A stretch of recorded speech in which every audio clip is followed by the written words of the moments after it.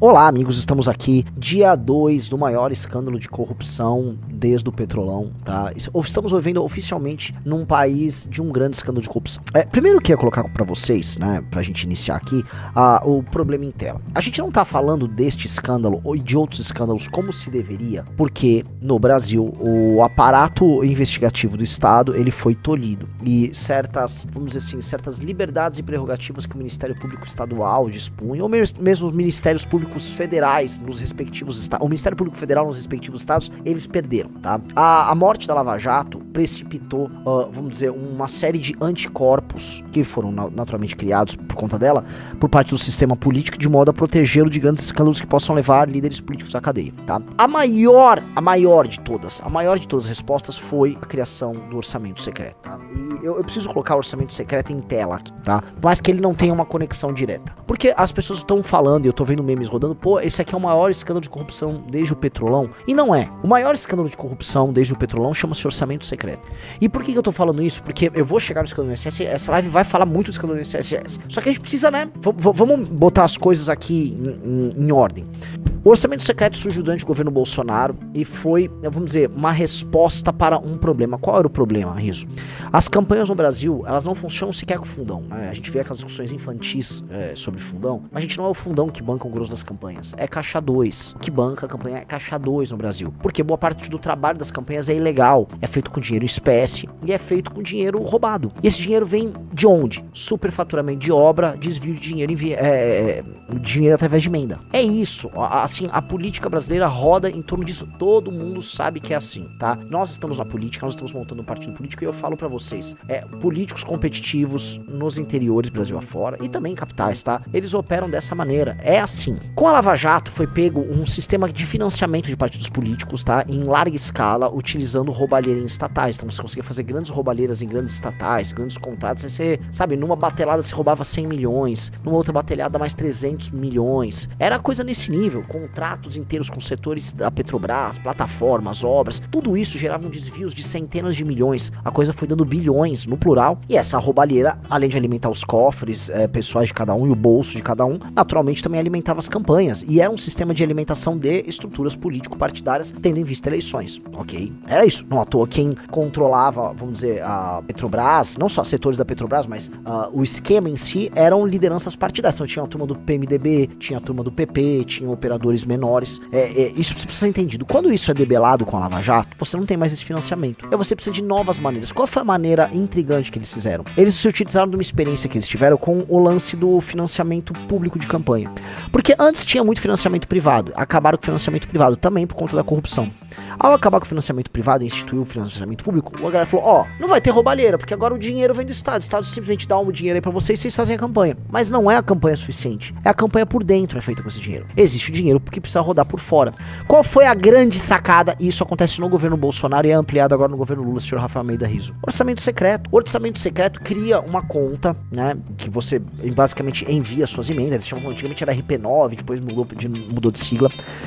Esse modelo, você envia sem transparência as emendas para sua base, você não tem obrigação de repasse para determinada área, como tem nas emendas impositivas, são, vamos dizer, as emendas oficiais, e ali você faz a putaria, tá? E é muito difícil você pegar, é muito pouco transparente. E isso foi institucionalizado. Isso foi se profissionalizando e se institucionalizando ainda mais nos anos vindouros. No governo do Lula a mesma coisa, eles continuam no governo do Lula. E aí, tá, com base nisso, a gente teve um volume de dezenas de bilhões de reais de dinheiro utilizado por figuras ligadas ao Centrão, direita também, esquerda também, mas maiormente o Centrão, pra financiar as campanhas, e a gente viu algo muito novo, que foi a grande campanha tocada com dinheiro pós-orçamento secreto, que foi a campanha de 24, que foi um gigantesco caixa 2 e foi o grande retorno da compra de votos nas eleições brasileiras. 2024 foi um ano de muita compra de voto. A gente mostrou isso nas eleições, a gente mostrou as campanhas do interior do Brasil com isso, tá? Foi a grande eleição, a compra de votos voltou. Esse é o maior escândalo de corrupção do Brasil, eu quero que fique claro, tá? O maior escândalo de corrupção do Brasil é esse. Todo mundo sabe que é esse, ele tá institucionalizado e ninguém governa com isso. Quem toca isso é o Centrão, tá? Vamos lembrar, por quê? Porque a gente vai falar do escândalo do INSS, que é um escândalo tocado no Executivo. Então, esse escândalo do INSS é um escândalo tocado no Executivo, tá estourando pro Executivo, mas vai estourar também pra gente do setor financeiro, gente de sindicatos, gente dessas associações representativas.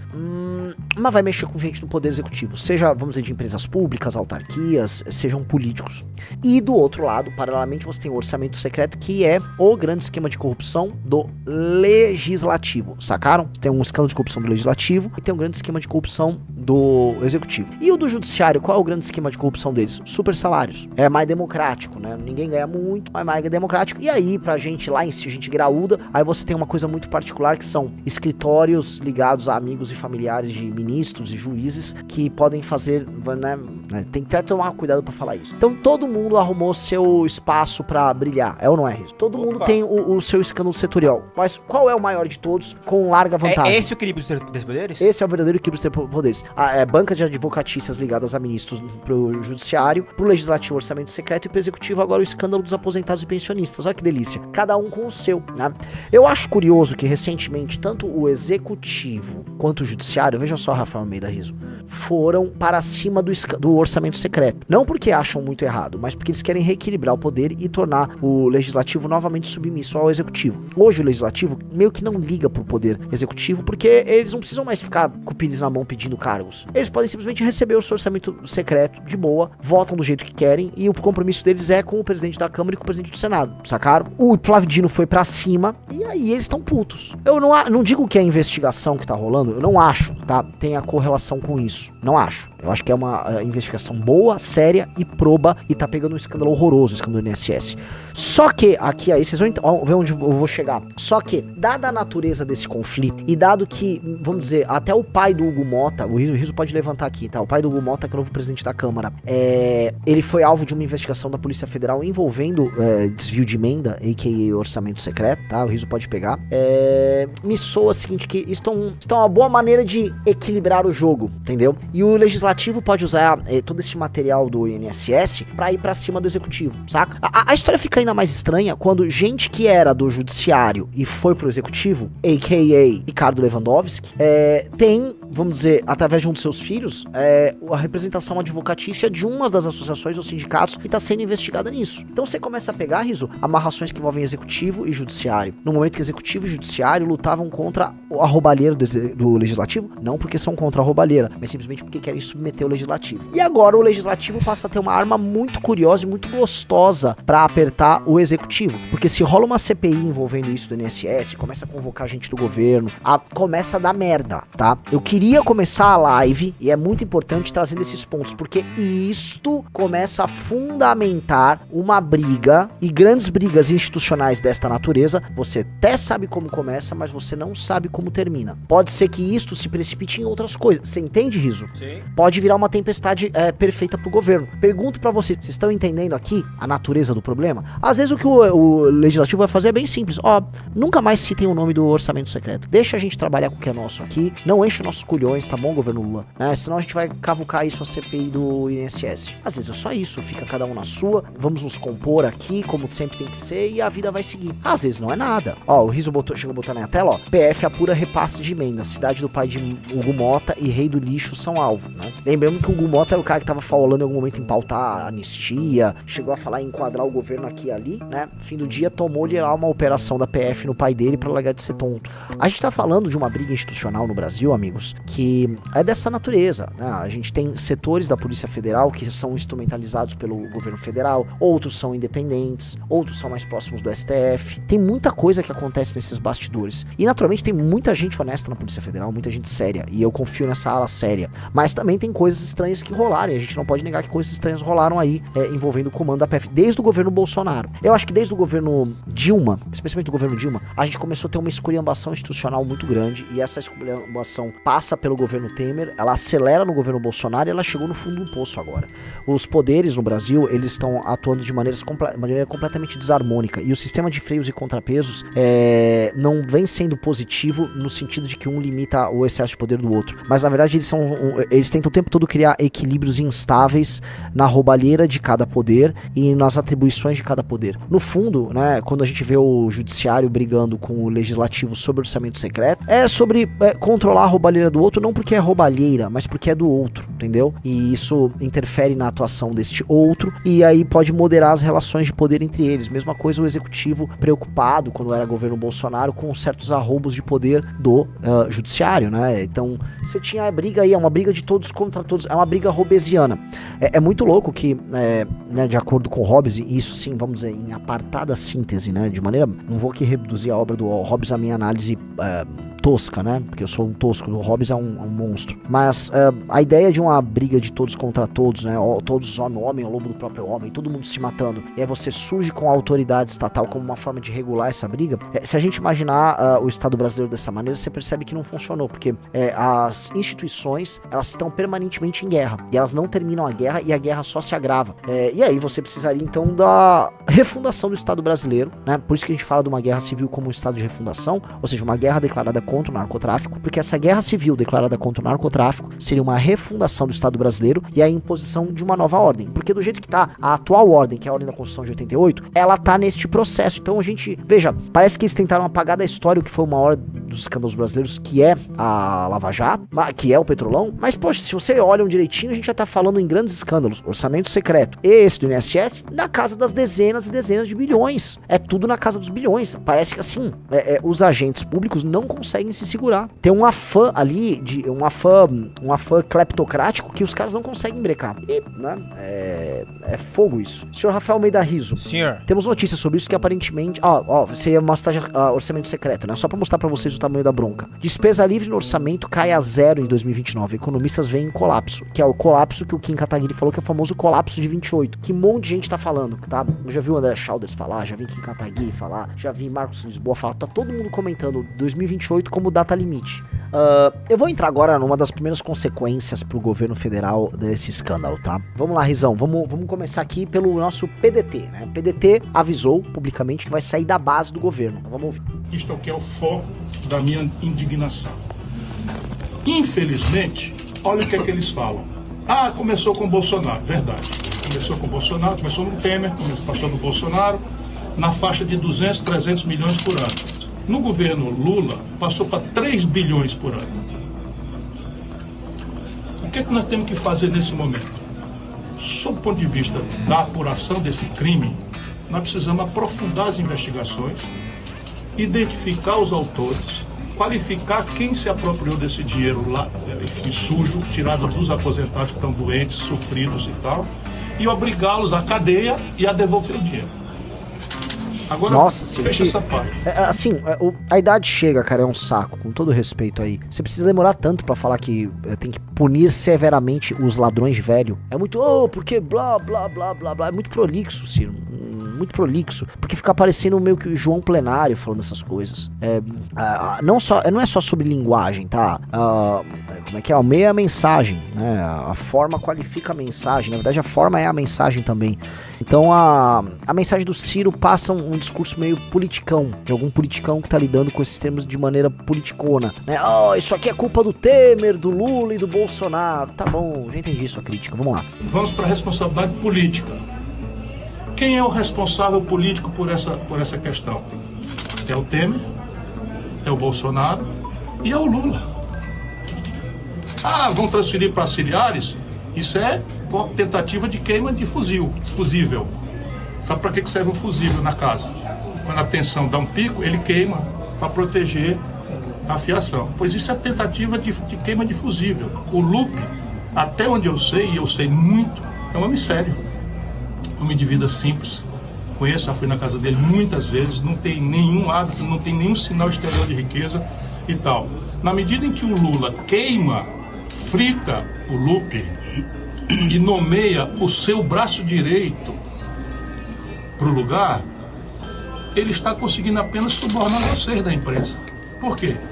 Qual é a culpa do Lupe, se não uma responsabilidade remota que cabe ao Lula, política não dolosa e tal. Ora, e o que é que o Lupe fez de omissão que o secretário executivo do Ministério, nada mais, nada menos do que responsável pela gestão do Ministério, deixou de Olha fazer só, igual. né, mesmo no último escândalo que saiu assim, aqui, tá? No mínimo, a atuação, no mínimo, que eu não vou condenar o cara aqui, né? Mas no mínimo a atuação do Lupe é suspeitíssima, né? Associações ligadas a pessoas que trabalharam com o mesmo sindicato com ele participando ativamente do esquema, tá? Associações e sindicatos que tiveram participação dos sindicatos ligados ao universo dele com sendo partícipes do mesmo escândalo, tá? Ele dizendo que sabia, mas estava investigando e em algum momento ia falar. A nomeação do cara que ficou pro INSS, feita por ele. Um escândalo que estava, volto a colocar, rodando, que rodava dentro do INSS já de antes dele chegar e que continuou e se agravou durante a gestão dele, tá? No mínimo, Ciro, ele é um puta de um incompetente, mas é um incompetente de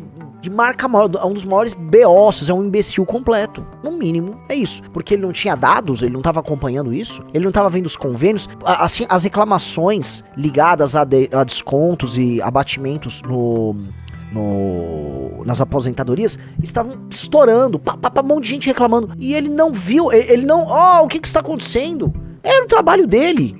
Ele entrou já no 3º ano do governo Lula. No mínimo, assim, você deveria suspeitar, então, se não da probidade, eu suspeito da probidade, que todo mundo tem que suspeitar da probidade de um cara como o Lula. Mas assim, o cara é um mongoloide, né? O cara não sabe o que tá fazendo lá. O cara só tá mamando lá. E o cara ficou mamando, falando que estava investigando, que, eu tava achando estranho, hein? Pô, assim, falar, não, eu conheço o Lupe, tá? Eu vi ele não tem sinais externos de riqueza, então ele não estava roubando. Calma aí, cara. Calma aí.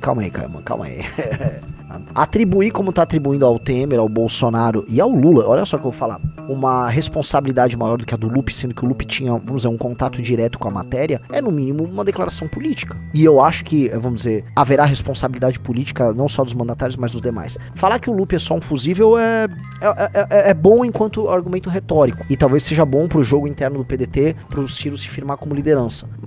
Mas pra nós que não temos nada a ver com isso, não somos do PDT, tampouco ligamos se o Ciro vai ser candidato, isso não é o que interessa, tá? O Lupe é ligado a um mundo sindical que ganhou muito dinheiro com essa história até agora. Acho curioso que as pessoas não se falam, né? Ninguém se fala. Pessoas que trabalharam com ele foram, vamos dizer, diretores de sindicato, junto com ele, ganhando mó grana, escândalo de dezenas de milhões rolando com esses caras, e esses caras não vêm, né? E ele, né, que tem o comando do INSS, que comanda, né, por ser ministro, vamos dizer, essa área toda ligada ao trabalho, com denúncias na casa das dezenas de milhares sobre isso, com reclamações e tal, simplesmente não soube. Ficou curioso, né? Que curioso. É um grande, é um animal, é um débil mental completo. Enfim, cara, assim, eu não consigo, né, o Ciro é um sujeito inteligente, dá pra entender a manobra política que ele tá fazendo, mas assim, não cola. Você acha que cola, Riso, honestamente? Não cola. Não cola. Eu botei matéria pra você na tela aí, Renan. Veja bem, o Juscelino Filho tem casos dele rodando há uns 2 anos e o governo Lula segurou esse cara por 2 anos. Uhum. O Lupe ter sido chutado em uma semana quer dizer que o negócio era feio. Exatamente. O escândalo é muito grande. Falar que vão fazer um bode expiatório do Lupe, como o Ciro tá dando a entender, isso aqui é um bode expiatório, então o Ciro é um fusível, né? Porque a ideia do fusível é justamente essa, você coloca ele na casa, né? E aí você, quando vai ter a tensão aumenta, ele estoura o fusível, mas ele salva a fiação da casa e, por extensão, os eletrodomésticos, né? O aparato eletrônico instalado ali, o eletroeletrônico instalado ali. Legal, entendi. Mas não parece ser o caso, não, tá? Tem muito eletrodoméstico que já tá queimando. A analogia não cabe, porque tem muita coisa queimando na casa. São dezenas de milhares de velhos que foram roubados nessa bagaça. Por extensão, o Lula acaba sendo atingido, então os danos já estão acontecendo. E pode ser que sobe pra mais gente, né? Pedaços da casa inteira podem dar merda. Setor financeiro pode dar merda. A história não cabe, a analogia não cabe, nada disso cabe. Vamos terminar de ouvir. Compreende? Eu só espero que o PDT vai... Isto é envergonhante para mim, eu fico morto de vergonha e acho uma indignidade inexplicável.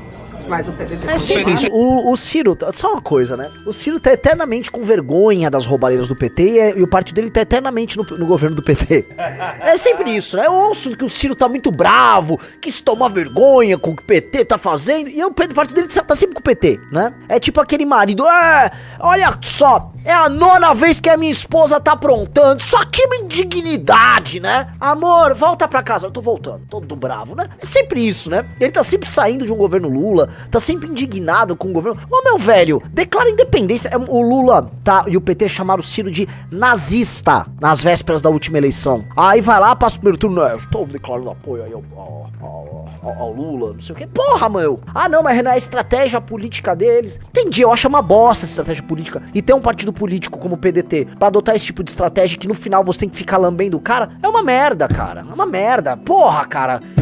Abraça o mundo, cara, tente coisa nova. Ó, eu falo aqui como alguém que brigamos com a direita, quero que o Bolsonaro se foda, tá? Ó que delícia, eu quero que o Bolsonaro se foda, tá? Não vamos jogar a estratégia do que o Centrão tava montando com o Tarcísio. Ó, dane-se, não quero, cara, os caras foda-se, ó que libertador, porra. Não adianta ficar falando grosso, não é porque eu vou fazer acontecer, mas na hora de qualquer composiçãozinha política do partido dele, o cara já tem que se adequar ao petismo. Aí também, né? PT, você tem 25 anos para parar de roubar. Exatamente. É isso, sabe? É complicado, porque aí ele tá bravo, agora vamos romper. De novo. Aí o PT volta pro governo, não, tamo junto, tá? Tamo compondo que o campo progressista, não sei o que. Vai vir com aquelas conversas. Porra, galera, 2025, PT, corrupção, PT, 2025, hello, né? Tá envergonhado, né? É foda. É foda pra dizer o mínimo, entendeu? Então, ó, que legal, a bancada do PDT na Câmara decide deixar base aliada ao Planalto e diz que será independente. Hoje é muito fácil fazer isso, porque eles podem perder o ministério que eles tinham, né? E aí eles simplesmente contam com o orçamento secreto. Ó, que legal, né? E agora eles declaram independência. Ah, é ruim isso PT, que legal, é ruim isso PT, mas o resto eles continuam andando lá, porque hoje o Legislativo permite isso, né? Agora, isto pode precipitar muitas coisas? Depende se as pessoas vão realmente sentir o escândalo, tá? Esse é um escândalo, amigos, que ele atinge diretamente uma base eleitoral muito específica, que são aposentados e pensionistas, pessoas mais velhas. Uma parte dessas pessoas, com certeza é bolsonarista, está em grupos de WhatsApp indignados, tá? Outras pessoas são eleitores do PT. Essas pessoas não são exatamente muito mobilizadas e mobilizantes. Então pode ser que o escândalo, ele fique conosco, né, com a imprensa, com as redes sociais, com as pessoas comentando, pô, isso aqui é uma puta de uma roubalheira, isso é uma sacanagem, é roubar dinheiro de velho, puta de um, né? Mas as vítimas, elas ficam meio passivas, né? A gente vê os vídeos das vítimas contando a história, e a própria reação das vítimas é uma reação passiva. A reação quando eu fui ver, eu abri minha conta, e aí não tinha o dinheiro, e eu achei errado, porque era pra ter o dinheiro, e não tinha, e tinha uma dedução, né? Tem uma passividade, né? Tem uma falta de energia, né? Coitados, são velhos, né? São pessoas idosas. Imagina. O quê? Também tem pessoas fictícias. Operação Mira Grupo, que criou idosos fictícios para fraude do INSS. PF cumpre 3 mandados de prisão e 8 de busca em Minas Gerais. Prejuízo ultrapassa 11 milhões e meio. Vamos lá. Caramba, mas assim, isso tá generalizado. A PF e o Ministério da Previdência Social deflagraram nesta terça-feira a Operação Egrégora contra uma associação criminosa que fraudava os cofres da União, criando idosos recebendo benefícios. Como vai fazer isso? Foram cumpridos 3 mandados de prisão preventiva e 8 mandados de busca e apreensão em Belo Horizonte, Contagem e Betim, todos em Minas Gerais. Eles meteram o BPC, né, benefício de prestação continuada. Segundo a PF, o grupo criminoso atuava criando pessoas fictícias, falsificando certidões de nascimento, blá blá blá. A maioria das fraudes envolvia benefícios assistenciais para idosos de baixa renda. 10 idosos passaram por 40 pessoas fictícias, os fraudadores receberam valores indevidos por quase 20 anos, conforme os cálculos da investigação. O prejuízo causado da União ultrapassa 11,5 milhões. A PF disse que a operação evitou um prejuízo adicional superior a 5,2 milhões aos cofres públicos. É isso, né? Estão mexendo aí, estão pegando. Lembra do Doge, né? Aquele aparato que foi montado pelo Elon Musk para ficar pegando os absurdos e a roubalheira e os gastos indevidos que aconteciam com o orçamento americano, boa parte deles ideologizados, boa parte deles ligada a ONGs, né? Em grande medida, o que eu tô vendo o TCU e a PF fazer, não é que a nossa versão disso, mas é algo que tem efeitos similares, que mostra assim, caracoles, o dinheiro do orçamento ele é drenado para as coisas mais absurdas possíveis. O dinheiro do orçamento brasileiro ele é drenado pra merda, roubalheira, estupidez, fraudes de toda sorte, e aparatos inteiros são montados pra roubar e assaltar o Estado. Então volta a colocar, pra ter funcionado esse golpe, teve que ter funcionário público concursado, ganhando bem? Teve comissionado? Teve sindicato e associação? Teve financeiras, bancos, coisas do tipo? Teve político? Você teve que ter todo esse, é um aparato muito grande, tá? E a investigação, ela tem que pegar todo mundo desse aparato, porque é um aparato que né, é grande, é ramificado, assim, o agente político teve que ganhar, o eventual agente ali do Estado, concursado, teve que ganhar, todo mundo, pra operação funcionar, todo mundo ganhou. Vai ter que ter conta aberta em outros países, eventuais recebimentos em criptomoeda, tem móveis e imóveis que foram comprados, carros de toda sorte.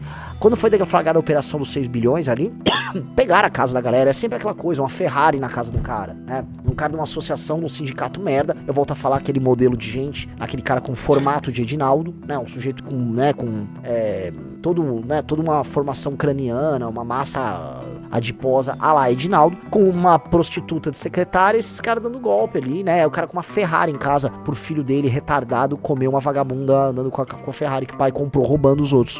E no fim do dia, vocês sabem quem paga, né? Antes que falem, não, os velhinhos não são os velhinhos que pagam, tá? Quem paga é você, porque você paga a aposentadoria desses velhinhos. E são velhinhos de baixa renda, cara, eles devem ter contribuído muito pouco. Então você tá pagando, você tá pagando através dos impostos que você paga diariamente, até porque, né, é o dinheiro do ano que você vai pagando as parcelas da Previdência aqui, né? O dinheiro do passado já foi queimado, então entendam isso. Você está sendo injusto, cara. Você está falando que eles têm Ferrari, Renan, mas os dirigentes dos sindicatos Recebiam Bolsa Família. recebiam Bolsa Família. Eles passavam necessidades. Caraca. Dirigentes que fraudaram vamos lá, vamos ler, pelo amor de Deus. A PF identificou que presidentes das associações envolvidas no esquema bilionário de fraudes eram beneficiados de programas sociais do governo federal. O inquérito mostra que os dirigentes estavam inscritos no CAD único, no Bolsa Família e no Auxílio Brasil. A investigação, inclusive, de Brasília aponta que esse esquema provia 3 principais associações: a APB, a BESP e a Universo. Cara, olha lá. A Maria Ferreira da Silva. Maria Ferreira da Silva, 88 anos, assumiu a presidência lá da APB e, cara, já tava recebendo um auxíliozinho e provavelmente tinha uma Ferrari pra talvez o netinho dela comer as putas, né? Ir lá pra uma merda de uma balada sertaneja ruim, ouvir música ruim, sair com uma menina, uma piranha, como tá dizendo na moda, com tatuagem de borboleta, com problemas na cabeça, interesseira, bebendo muito, com muito sódio, malhando o glúteo, com algum tipo de harmonização facial, alguma coisa no beijo vai ficar assim, e ele achando que tá abafando com o dinheiro roubado deles, né? Odeio todos eles, galera. Odeio todos eles. Eu gosto. Eu faço questão de tentar pessoalizar, tá, o inimigo. Vocês precisam imaginar que é o inimigo. Quando eu falo pra você imaginar, por exemplo, o Walter Salles. Imagine o mundo do Walter Salles, os tomadores de vinho. Ó, eu tomei um vinho aqui com consciência social, riquíssimos, né? Indo pra Nova York tentar imitar a elite progressista norte-americana. Imagina essa gente. Agora, imagine essa turma, né? Um cabeça de Edinaldo, né? Cadê as putas, né? Com o filho dele. Imagina o filho dele, que foi? Eu já ia falar de Edinaldo. Não. Ou você quer falar agora também? Não sei. É impressionante, né? Assinatura falsa é a nova coqueluche dessa galera. Crise na CBF.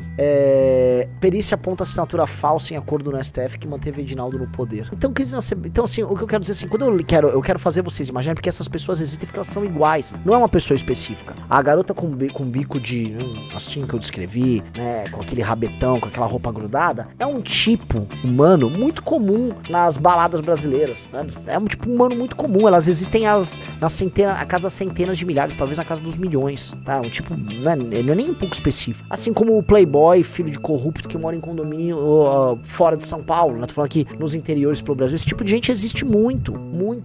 Você vai em Goiânia, você vai ter um monte desse, você vai em Alphaville, aqui em São Paulo, você vai ter um monte desse. Basta ver, onde o Marçal quer morar, Alphaville. Essas pessoas moram nesses lugares, que é um lugar pra ostentação, aí o cara bota um carro, é igual o Swiss Park em São Bernardo do Campo, né? Assim, conheço, eu sou um ótimo analista, né, dessas peculiaridades. Jurerê Internacional. É o mesmo naipe. Conheço este tipo de coisa, tá? Conheço assim, de longe, você já vê. Você sabe, por exemplo, separar o que é uma pessoa que eventualmente veio de baixo, honestamente, até quer ostentar porque veio de baixo. Você sabe separar o que é um cara que teve uma boa formação acadêmica, que tá ganhando dinheiro no mercado financeiro, como é que ele se veste, como é que ele fala, como é que é o vocabulário. Você sabe identificar um picareta. É fácil. Aí é ter prática de mundo, você vai identificar cada um. Você vê na lata, você vai ver quem é o Pablo Marçal, você vê na lata, isso aqui é um 71, isso aqui é um Stélio, né? Isso aqui, ó, o Edinaldo. Você olha aqui, né? Não é o Marçal, entendeu? É outra coisa, tem menos preocupação na aparência, porque o lance dele é jogar aquele jogo das sombras e tal. Pablo Marçal quer aparecer. Esse é o cara que eu não sei se ele tem filho, mas quem tá usufruindo dos prazeres da vida vai ser o filho do Edinaldo. Steliodontos. O Zihael falou 10 segundos conversando, tu já sabe exatamente, cara, é muito fácil ganhar essas pessoas. E é uma dica pra você, saibam identificar, pra vocês ao longo da vida de vocês não tomarem decisões comerciais e profissionais, ou decisões inclusive amorosas estúpidas, tá? Não, jamais sigam isso. Na verdade, uma dica assim pra vocês separarem 80%, 90% do aspiracional brasileiro, tá? Quando vocês veem aquilo que é objeto de ostentação nas classes médias altas, às vezes as pessoas em ascensão, que elas consideram, né, o que é aspiracional, como se vestir, o que comprar, como parecer, tal, você já saca qual é a delas ali. É muito rápido, é muito fácil, tá? Essas pessoas, elas se entregam muito, muito fácil. E em geral, cara, não haverá excelência no trabalho delas. É raro. Você fala, tem dinheiro, mas eu conheço alguém que é assim e tem excelência. Estou falando no geral, estou falando na média. Quando a gente fala, né, quando a gente faz, vamos dizer, generalizações e fala em médias, entendeu? A gente vai falar, lógico que você tem exceções. Por isso que o nome é uma exceção, né? A distribuição dela é mais escassa, né? Ela é mais concentrada num tipo, entendeu? Tô sendo bem claro pra gente não ficar aqui, né? Mas eu conheço alguém que... Né? Então, você vai criando uma série de filtros, né? Que tem que ficar intuitivo em você, em que você vai ganhando ali. Bom, entendeu? Um exemplo. Advogado que vem com esse naipe muito aparecidão. Advogado, veio com esse naipe, não é bom advogado. É roleiro. Que às vezes tem até seu valor. Um roleiro, às vezes o cara, né? Um cara desenrolado em termos de negócios, às vezes é um bom advogado negocial e tal. Mas não é né? Aí olha a peça dele, vê o português dele, né? Já lido com grandiosos advogados. Português impecável, boa formação, veio de boas faculdades, entendeu? Então, é assim, né? Essas coisas contam. O brasileiro é um povo que liga muito pra aparência. Então, como as pessoas ligam pra aparência, elas se entregam na aparência. E aí você pode pegar a aparência dos outros, tá? E outra coisa, dica pra vocês, tá? O contrário desses marçalismos, essas coisas. Não se entregue pela aparência. Não se entregue pela aparência. Seja incompreensível, tá? Seja indecifrável. Eu gosto muito da ideia de que às vezes a gente faz alguns eventos e as pessoas não me conhecem, e aí eu acho que, é aquele mendigo que tá ali, é pra falar com aquele cara ali, né? E eu gosto disso, porque meu valor não tá na roupa que eu visto. Mas é importante passar, eu não acho, honestamente eu não acho. Porque eu faço, pelo menos, eu não acho isso importante. Entendo que pra algumas coisas até é importante, mas como disse o Nassim Taleb, né, o cara do Antifrágil, ele diz o seguinte, cara, dica, tá? Se você vai se consultar com um médico que tá todo arrumadinho e que tá parecendo um médico, a tendência é que ele não seja tão bom quanto um médico que pareça um açougueiro. Porque se esse médico que tá num grande hospital e que parece um açougueiro, permanece lá mesmo parecendo um açougueiro, isso significa que as qualidades técnicas deles são tão grandes que ele se garante lá, não por conta da aparência, mas justamente por conta dessas qualidades técnicas, tá? Eu acredito muito nesse tipo de coisa. Eu acredito muito na verdade, eu acredito muito na mão suja de graxa no artesão. Os melhores profissionais em qualquer área, eles aparentam uma paixão quase obsessiva por aquilo e não uma paixão por eles próprios. A paixão deles é a arte deles, não eles, tá? Então você vai pegar uns nerds que trabalham em grandes empresas de tecnologia, em geral eles vestem, sei lá, às vezes uma camiseta da própria empresa, estão presos, eles têm piadas próprias. Esses caras vão ser bons, né? Agora o cara que fica dando dicas de coach, entendeu? Dica, porque é o seguinte, a gente tá falando de escândalo de corrupção, eu vou voltar aí, tá? A gente fala desses escândalos, fala dessas coisas, e repare que a gente tá falando do mesmo tipo humano, a gente tá sempre falando dos mesmos tipos humanos, são os mesmos tipinhos masculinos, os mesmos tipinhos femininos, é o mesmo tipo de brasileiro, né? Do Pablo Marçal ao Pastor Mirim, do Edinaldo ao Lupe. Você vai olhar, você vai ter... E, cara, esse tipo humano aí é manjado e você não constrói famílias boas, cidades boas, sociedades boas e um país bom com essa gente, sacou? Essa gente precisa perder. E o pior, essa gente é o aspiracional do resto. Todo mundo quer ficar parecendo um cara, sei lá, todo mundo quer me parecer um misto de Cariani com Pablo Marçal, com Gustavo Lima, tá? Todo mundo quer parecer isso, porque no Brasil é isso que parece sucesso. É uma merda, eu quero ficar distante, eu quero parecer o oposto disso, eu quero que eles não me entendam, eu quero que eles me julguem como um mendigo, tá? Eu quero ser entendido por esse caso como um mendigo. Esse cara é um idiota, dane-se, sabe? Tem até um ótimo sticker meu, que é o de mendigo, assim, que os bolsonistas fizeram, eu adoro. E eu respeito o Kim demais, eu respeito outras pessoas que trabalham pra gente, justamente, tá? Trabalham pra gente não, conosco, porque eles vivem o ofício deles. O prazer deles é o prazer do artesão, tá? E eu levo isso muito em consideração, mas muito, leve essas coisas em consideração. Vamos lá. Então, o que é isso que tá rolando do Edinaldo? Desculpa eu ter feito essa abertura aqui. Não sei, só botei isso na tela rapidinho, só pra... Mas precisamos falar de outra coisa também, de sindicato e de INSS, né? Bora. Entidade citada em fraude do INSS tem mais associados que Palmeiras, São Paulo e Corinthians. Ai. Vamos lá. Preste bastante atenção. A confederação fazia descontos em 1.300.000 benefícios segundo... deixa eu ler aqui. Talvez vocês achem que os descontos do INSS vão acabar depois da operação da PF. Te digo com tranquilidade, é apenas questão de tempo para os descontos voltarem. Você só acha que os descontos que foram suspensos vão acabar porque você nunca ouviu falar da Contag. Mas em 3 minutos você não vai se lembrar mais de como era a sua vida antes de saber da Contag. Tá bem memético aí o Pedro Fernando Neri, hein? É um ótimo cara, né? Um cara inteligente e um cara necessário hoje no debate público. Não só hoje, né? Mas, pô, bom conteúdo, né? Todo cat, né? Vou arrastar pro lado aqui, quero ver como continua. Adoro o Pedro Fernando Neri. Ele mandou: a Contag é a Confederação dos Trabalhadores da Agricultura. O que ela tem a ver com o escândalo INSS? Nada, porque ela é antiga, não se confunde com as associações picarecas que explodiram recentemente. Ou tudo porque talvez a Contag seja um modelo. A entidade foi tragada ao centro do escândalo porque ela é a maior organização em descontos. Antes de as outras crescerem, a Contag respondia por 80% dos pagamentos. Olha só que interessante, né? O escândalo chegou na Contag, né? A Contag já está sendo alvo de investigação. A Contag, ela tem uma relação muito próxima, eu já falei isso com vocês, com a tal da agricultura familiar e com o movimento do Sem Terra. Inclusive, a Contag era usada como um instrumento nos governos Dilma, né, de distribuição de recursos para assentamentos, disfarçado de agricultura familiar, que se transformava em financiamento político do movimento do Sem Terra, tá? Todo mundo sabe, sempre foi isso. E a Contag sempre foi problemática nessas coisas. Muito problemática. O Pedro Fernando Neri falou ali, né? Preste bastante atenção, a confederação fazia descontos em 1.300.000 benefícios, segundo a PF.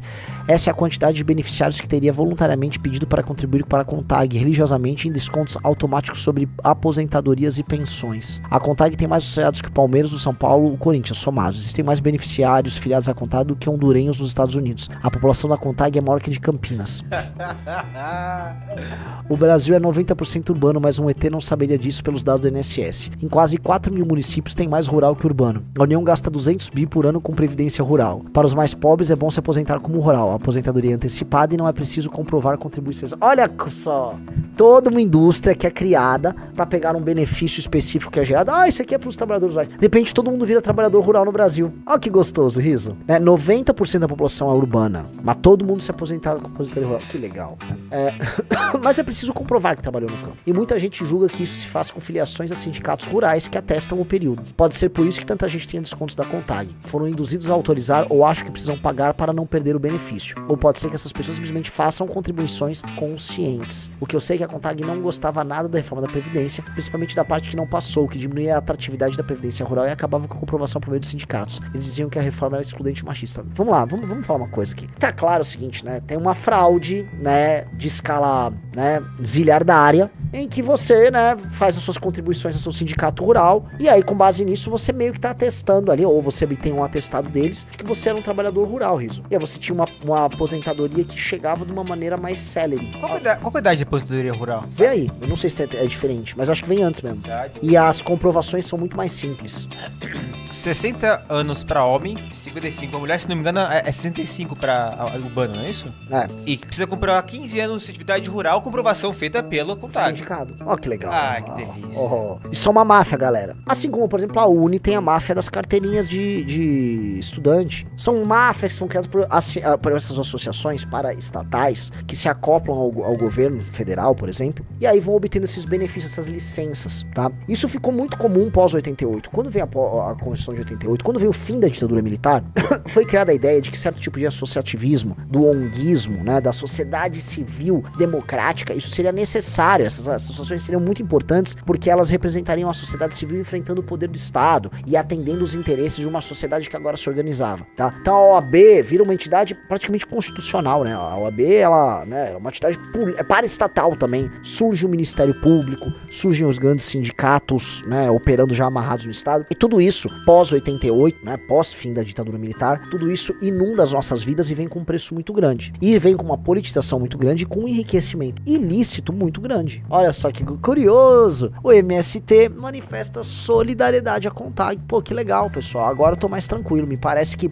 aquele vínculo óbvio, né, umbilical que existe entre Contag e MST, ele está comprovado, né, que bacana. Gente, assim, este aqui é um escândalo colossal, tá? E ele tem que ser tratado desta maneira. É necessário uma CPI, acho que seria bastante importante uma CPI sobre o tema. Era necessário que os parlamentares iniciem, vamos dizer, mobilização para chamar a gente do governo para ir nas comissões específicas para ser tratado esse assunto? Sim. É necessário em algum momento ser convertido em um pedido de impeachment contra o Lula? Cara, vamos pegar mais elementos aqui. Aqui a investigação, muita coisa tá saindo e todo dia a gente tem, vamos dizer, provas e elementos novos, mas tá pintando uma merda generalizada que vai em algum momento atingir o governo. Por quê? Porque, gente, já estão pegando os agentes financeiros, estão pegando as associações, tá? Estão pegando funcionários dentro da máquina pública, e em algum momento vão pegar os políticos. Em algum momento vão começar a aparecer os políticos. Aí você vai perceber, assim, de onde o dinheiro vai, de onde o dinheiro veio. E isso é questão de tempo. E aí vão se apontar o caminho, e aí os canhões apontam lá, pum, pum. E acho que aí a sociedade civil organizada vai ter que lutar pra isso. Só que tem um problema, tá? Definitivamente, o campo oposicionista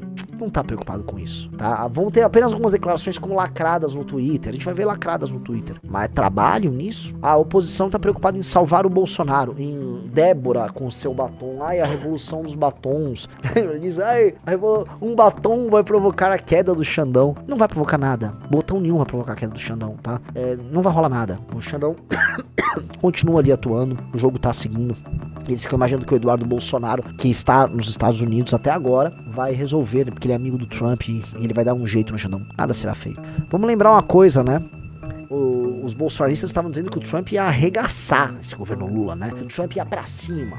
O Brasil foi, nesse jogo tarifário, o Brasil saiu assim, ó.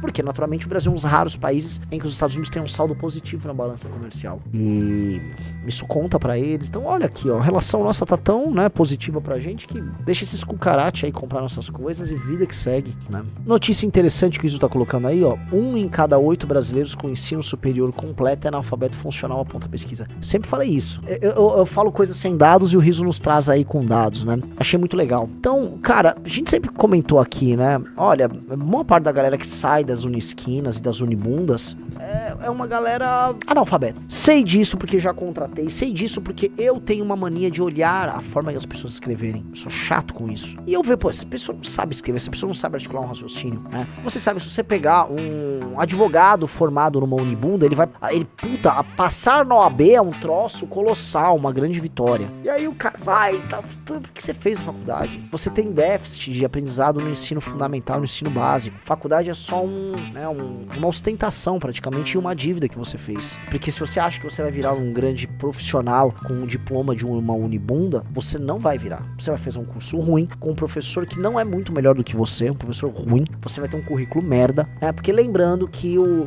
conhecimento a dispersão do conhecimento no Brasil, ela é um tanto quanto frágil, ela é muito concentrada, né? Então tem pouca gente qualificada para ensinar tanta gente desqualificada. Então é gente desqualificada e ajudando gente desqualificada. E não levem o desqualificado do ponto de vista pejorativo. O desqualificado que eu tô colocando aqui é ausente de qualificação. O número de pessoas que estudam em faculdades muito ruins e que acham que sabem uma coisa é enorme. Tanto que 1 em cada 8 brasileiros com ensino superior completo é analfabeto funcional. Entendam que existe um gradiente nisso? Existe um degradê? Existem 50 tons de cinza. Quantos outros, se não analfabetos funcionais, são, vamos dizer, alfabetizados, mas têm uma compreensão bastante primária, bastante primitiva de textos, que tem uma loquacidade e uma capacidade de convencimento atrapalhados, entenderam? É uma merda. Eu falo pra você, cara, se você dicas de vida, eu já falei dicas sobre roupas e comportamentos, vou dar outra dica. Se você fez um ensino básico ruim, ensino fundamental ruim, ensino médio ruim, não sabe escrever direito, tem dificuldades, você viu que você não encontrou uma grande aptidão, põe a bola no chão, tá? Você tem que entender o seu status. Eu estou numa posição ruim. Vale a pena eu, nesta posição ruim, me endividar indo pra uma faculdade? Todo mundo vai falar que sim, porque o brasileiro acha que o diploma resolve tudo, que o diploma é a porta para o dinheiro, a porta para o sucesso. Primeira coisa, o diploma não é porta pra porra nenhuma. A qualificação é porta pra isso. O diploma pode ser porta caso ele seja uma chave para abrir barreiras de entrada em certas certas áreas. Pra você ser médico, você precisa fazer faculdade de medicina, certo? Pra você ser advogado, você precisa ter o OAB, então você tem que se formar em direito, tá? Mas a pergunta que fica é, você se sente apto a disputar posições com pessoas que vieram de uma educação que tá melhor que a tua? Qual é o teu status nesse jogo? Se o teu status não é exatamente muito bom, você tem dois caminhos. Um, você pode reconhecer que realmente você teve um ensino ruim, você não se esforçou, veio de uma família complicada, e aí estudar o básico e refazer tua base pra aí tentar uma chance 2, e aí, sei lá, supletivo, vai fazer um cursinho, né, estude, leia muito, tente refazer isso. Ou 2, cara, faça um caminho inverso, vá pro parte de comércio, vai tentar ganhar dinheiro com internet, vá ser autônomo de alguma maneira, vá fazer um curso técnico no Senai, que tem esse ponto, vai fazer um curso técnico, vai aprender a operar máquina bem, que eventualmente você pode tirar 4, 5, 6 mil reais, tá, em setores específicos, aí você pode ser muito bom numa determinada área, aprendendo sem nenhuma vergonha, porque é muito digno, muito correto, tá, um trabalho muito técnico, porque no Brasil parece que a gente tem vergonha dos trabalhos que envolvem mão, que envolvem máquina, parece que pra você ser bom você tem que ser doutor, o que é mentira, é mentira, tem várias pessoas saindo com diploma que não sabem escrever nem ler, tá, e isso é real, isso é concreto. Então, faça isso, não tenha vergonha nenhuma. Alemães aos montes fazem isso. Coreanos, chineses, japoneses fazem isso e é magnífico. Tem nada de errado, tá? Mas você é levado a crer que isso é errado, porque parece que você tem um trabalho menor. E não é um trabalho menor. Não é um trabalho menor. Não é. Mas entenda isso, porque muitas vezes você sai realmente de um colégio, um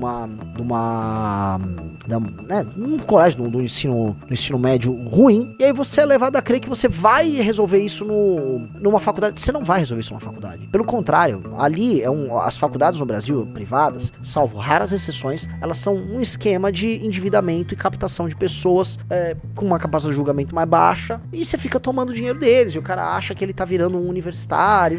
Cara, não tá, você tá tendo uma simulação tosca, com uma experiência tosca, um simulacro de universidade, que é uma indústria de venda de diploma. É real, peço pra vocês não ficarem ofendidos, mas não joguem seu dinheiro numa Unisquina, numa Unibunda. É uma dica, eu volto a repetir, não jogue seu dinheiro numa Unisquina, numa Unibunda, tá? É perda de tempo, e a chance de depois você tá fazendo um trabalho autônomo com um diploma na mão e uma dívida nas costas é enorme, tá? Dica.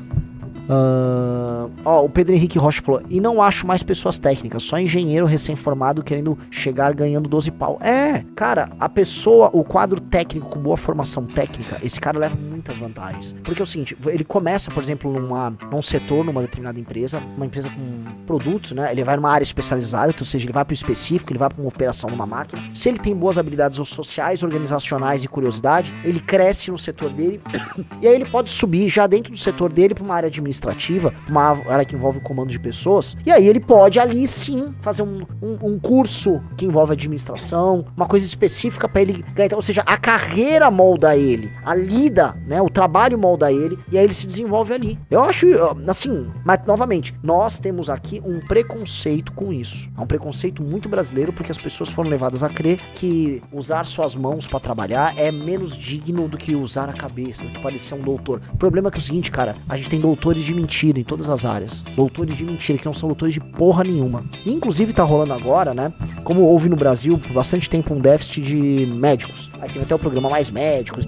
estados do interior não tem médico, então rolou um liberou geral em faculdade de medicina, e faculdades de medicina são ótimas porque você enfia uma mensalidade grotesca em cima dos alunos, né, aí o cara acha que já sai, né, contratado, tá saindo muito médico ruim, todo mundo sabe, médico ruim por todos os lados, iatrogenia acontecendo, a dar com pau, gente com baixa capacidade de diagnóstico, gente que não era pra ser médico, não tem qualificação pra ser médico, mas já que as Unisquina começaram a vender curso de medicina, estão virando médico aí a dar com pau. Isso vai dar merda, isso vai afetar a vida das pessoas. Você acha que a missão deveria fechar um monte de Unisquina? Eu acho que a gente tinha que... Acho que fechar é um termo muito pesado, né? Mas definitivamente a gente precisa reorientar o investimento em educação no Brasil no ensino técnico. Isso tem que ser reorientado. O ensino... é aquilo que o professor Paulo Cruz fala, temos que ensinar o básico bem feito nas escolas. O básico muito bem feito. E uma orientação para o ensino técnico e para as pessoas saírem da escola, eles fazem 1 ano de ensino técnico, 1 ano, 2 anos, já se empregando, entendeu, Riso? Tem que formar mão de obra. Nós temos que formar mão de obra. Ponto. Formação de mão de obra de qualidade. E entendendo assim, o cara que vai querer se formar numa faculdade pra ser um engenheiro aeroespacial, esse cara, né, é um ponto fora da curva e haverá o espaço pra ele, né? Esse cara já vai se destacar antes. Agora, a maior parte das pessoas não, então, realmente, assim, o foco do Estado tem que ser nisso, e eu acho que o financiamento estatal pra Unisquina tem que cair. Ó o Pedro Henrique Rocha que ele falou, ó. Renan falou a minha carreira, a minha história profissional com o meu comentário. Iniciei ajudante, técnico, hoje fiz carreira e já sou engenheiro pleno. É isso, pô. Quantas pessoas, ó, o Riso conhece o mundo lá da Embraer. Quantas pessoas não fizeram carreira na Embraer assim? Opa. Começando em um setor específico, operadores, e depois os caras crescem. Aí vai da tua habilidade pra crescer dentro dessa empresa, né? Muitas pessoas cresceram assim, fizeram carreira na vida inteira e ganharam dinheiro, compraram casa, carro, com isso. Mas novamente, parece que você tem que ter vergonha, né? Porque não é legal demonstrar que você é um operador de uma máquina. Parece que é uma coisa menor, não. Eu sou um advogado, eu sou um arquiteto. Você não é porra nenhuma. Se você se formou como advogado do Unisquina, você só tem um diploma do Unisquina. Você não é um advogado. Você não é advogado. Você é outra coisa. Você é um cara que tem um diploma de bacharel em direito de uma Unisquina. O que, do ponto de vista da operação no direito, não significa porra nenhuma. Posso falar uma tese minha também? Você não acha que as redes sociais influenciam isso? O quê? A pessoa entra na rede social, vê um caso raríssimo, uma pessoa muito bem sucedida com 20 e poucos anos de idade, e ela, já que essa pessoa conseguiu, eu também consigo. Famoso viés do sobrevivente, né? A gente não vê os casos de fracasso, a gente só vê os casos de sucesso. É, e aí os caras já querem chegar com 20 e poucos anos de idade, vou detonando e tal. E aí fica frustrada porque não tá conseguindo. Eu concordo. Isso gera boa parte das vendas online, da formação dessas tendências, são feitas com o viés do sobrevivente, né? Você vê só os casos de sucesso, salta aos olhos e você fala, esse cara fez tal coisa, esse cara fez tal coisa. Quando não foi necessariamente isso, você não tá vendo o caso das pessoas que deram errado fazendo as mesmíssimas coisas, né?